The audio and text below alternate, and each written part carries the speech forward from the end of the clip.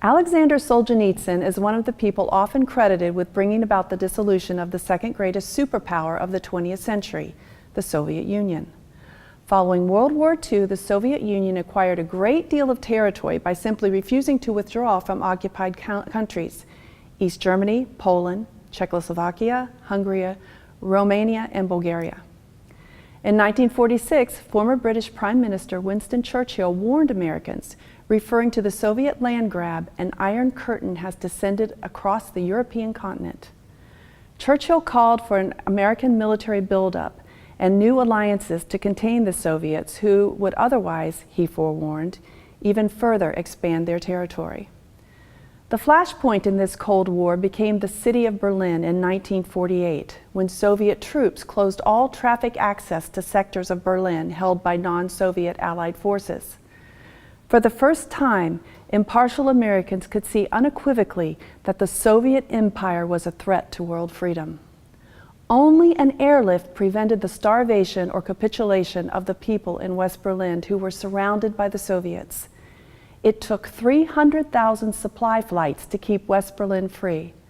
But while most Americans could not comprehend the Soviet threat until 3 years after World War II, Aleksander Solzhenitsyn was given his personal wake-up call during the war when, as a Soviet soldier and artillery captain, he was arrested at the front and sent to a labor camp to serve an 8-year sentence for anti-Soviet propaganda, which consisted of a private letter to a friend questioning Stalin's handling of the war.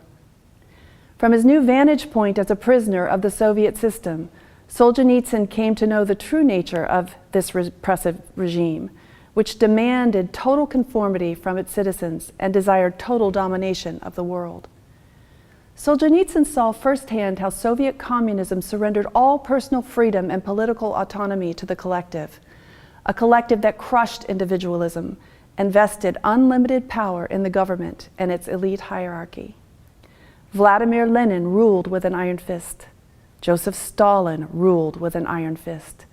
But this, Solzhenitsyn came to see, was not merely communism's initial growing pains, a phase that communism would simply leave behind.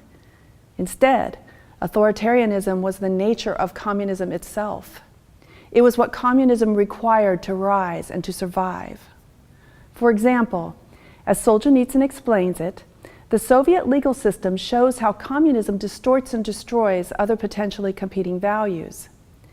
The Soviet legal system serves the party elite and acts on behalf of the Soviet state as an organ of the state to help impose strict government control over the people.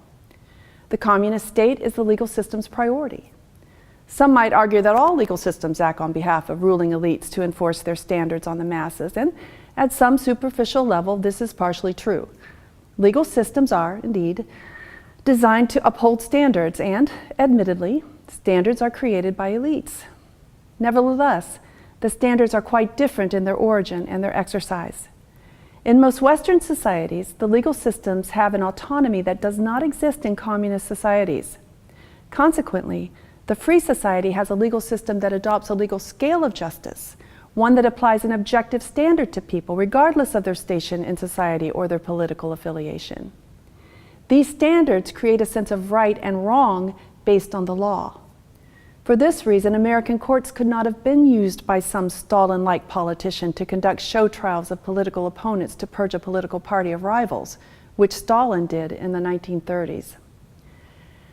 An objective standard acts as a check on the legal system, and that also helps check the power of government and government officials. In our assigned essay, The Exhausted West, Solzhenitsyn tells his readers, "I have spent all my life under a communist regime, one that made the courts a mere state organ, and I will tell you that a society without any objective legal scale is a terrible one indeed."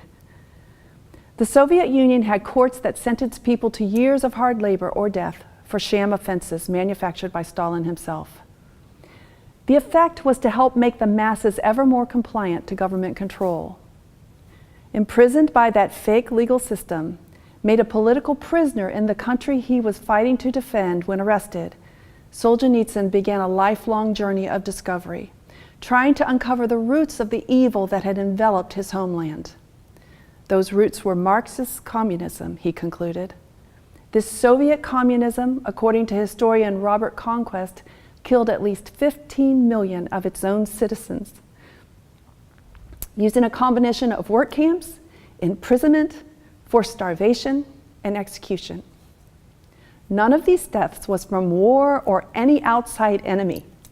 This was Soviet communism working for the state's peculiar ends.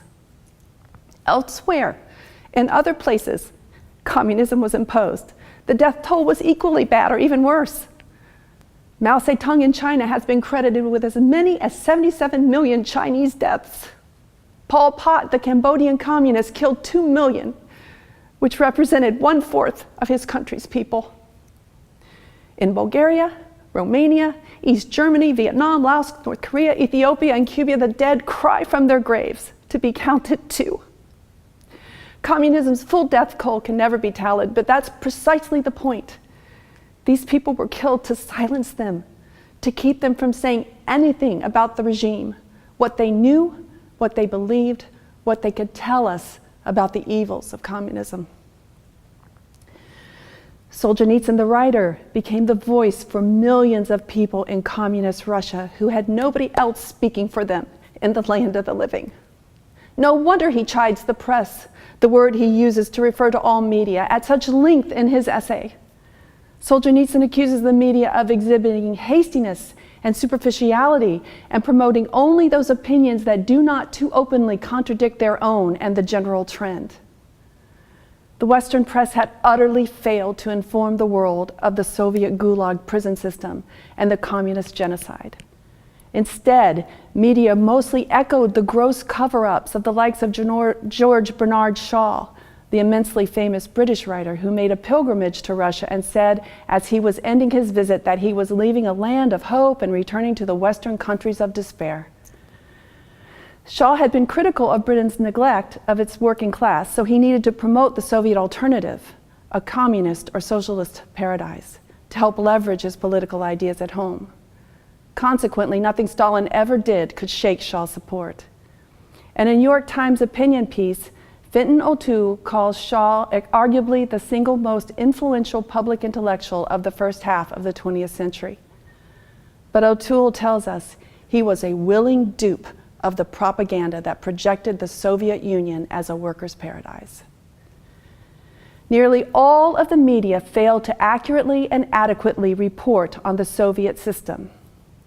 As you read A World Split Apart, also known as The Exhausted West, keep in mind how lonely Solzhenitsyn and a few other dissidents felt as mere trickles of their precious knowledge made it through the filter of the Western media. After publishing One Day in the Life of Ivan Denisovich, a novella about life in the Soviet labor camps, Solzhenitsyn's budding notoriety could get him killed or hailed as a great writer.